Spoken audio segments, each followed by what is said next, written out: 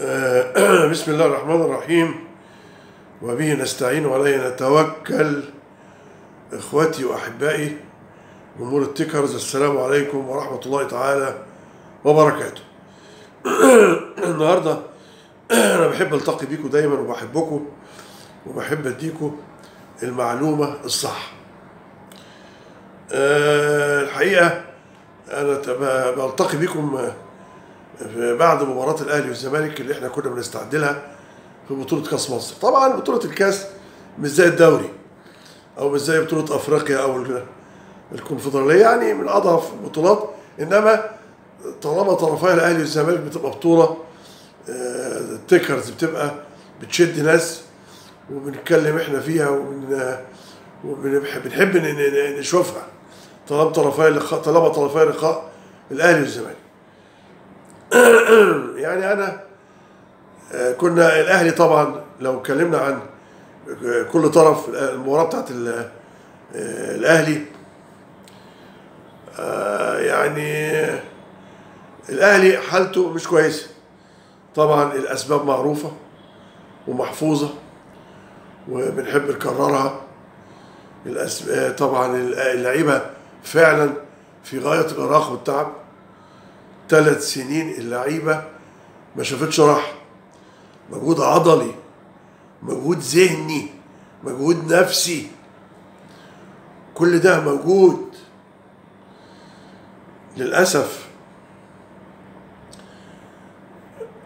يعني اشتركوا بطولة دوري، بطولة كاس، وبطولة الكاس الجديدة بتاعت الرابطة، بطولة أفريقيا، السوبر الأفريقي، كاس العالم للأندية، حاجات كتير قوي. اللعيبة ما ارتاحتش. اللعيبة دي اللي عملت بطولات في سنتين مع موسيماني، 7 بطولات. يعني أنا عايز أقول ما تجوش على اللعيبة قوي. وبعدين ده يعني سنة الحياة، يعني نيجي في وقت، وفي فترات الأهلي يجي في وقت لازم تغيير الفرقة، تجديد شباب الفرقة، تجديد دماء الفرقة، دخول عناصر جديدة وعناصر أقوى، لأن العناصر اللي موجودة استهلكت. أنا الأوان. بس أنا كنت بنصح وبقول دايما لما أجي أدخل عناصر ما أظلمهاش، أديله الأول شهر على الأقل أجازته، وبعدين أنزله أعمل مشروع كبير متكامل، بحيث إن إحنا يبقى عارفين هنحكم على اللعيب إزاي. ادينا له الأجازة بتاعته، ارتاح، نزل الملعب، عمل التمرينة، خلص فترة الإعداد، ابتدي أشوفه بقى وأقيمه إذا كان ينفع يستمر في الأهلي أو ما ينفعش. بنتكلم مع بعض بمنتهى الصراحة.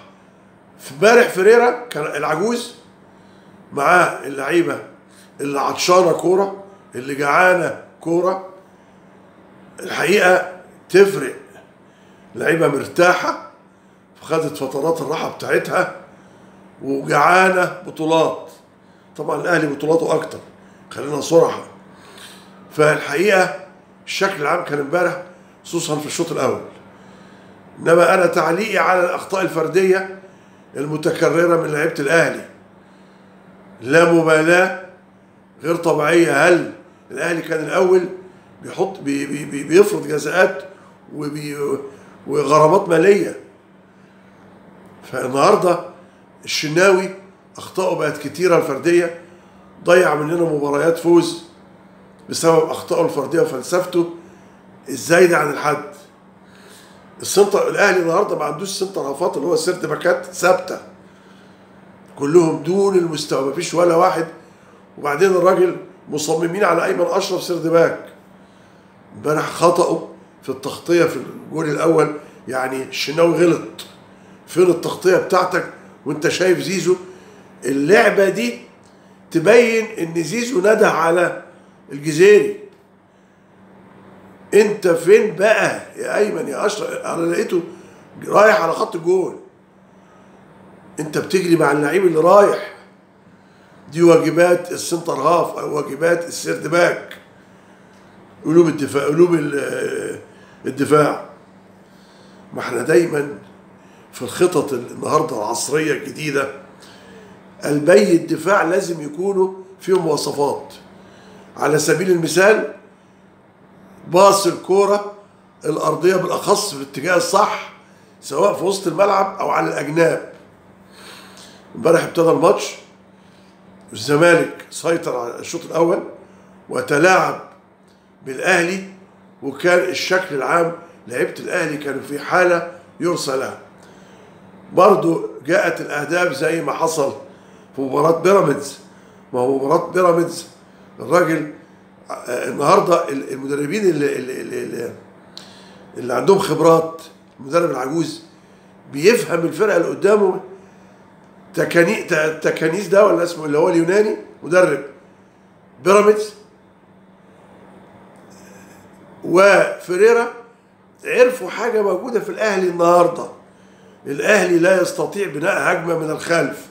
لعيبه الاهلي ما عندهاش القدره على بناء هجمه من الخلف، فبيضغط عليه ضغط عالي وبيخليهم يغلطوا، والاخطاء الفرديه اتت اكلها مع بيراميدز 2-0 ومع الزمالك 2-1.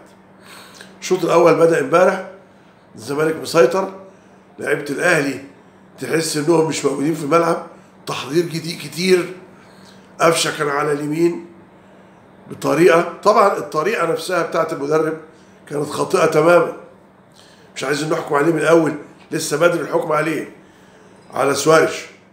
انما واضح ان فريرا العجوز امبارح عرف لعيبه الاهلي ويحفظها زي الراجل باليوناني بتاع بيراميدز، وقدر ان هو يخطف الفوز من الاهلي. عرفوا ازاي يخطفوا الفوز من الاهلي.